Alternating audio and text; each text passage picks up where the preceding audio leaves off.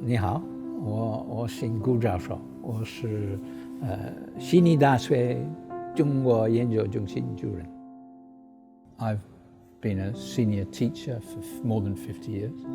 I've been a university vice president twice. I always tell the students, you must go to class. But I never went to class myself. The only classes I ever went to were the classes on Chinese politics.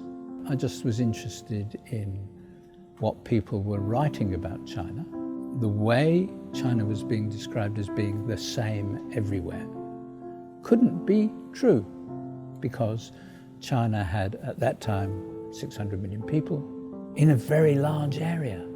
So I thought, I have to go and study this. I thought, I have to go and learn Chinese and do a PhD on some aspect of diversity in politics. So I went to the School of Oriental and African Studies. I learned Chinese intensively, 6 hours a day, 6 days a week, for a year. After 1 year of learning Chinese, I got a job at London University for 3 years. And then I went to University of Newcastle upon Tyne to teach Chinese politics, actually. And I went to China in April 1976, and that changed my life. Because once I'd gone to China and started to see what I had been studying, and it was so different, I just decided I had to do more. And I decided I had to go back as a student, so I did. And I went to Yuan-Xue, and then I went to Beida to do economics, Zhangzhi Jingji Keshui, political economy.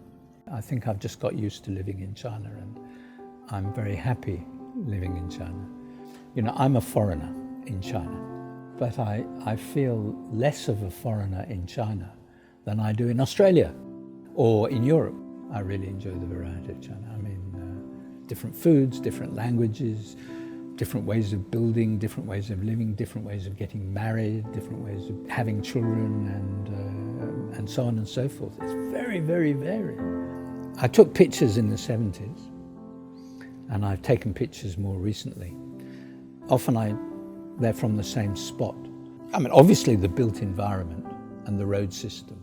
Transport is hugely improved, and the traffic and the sewage has changed. That actually changes the smell of the city too.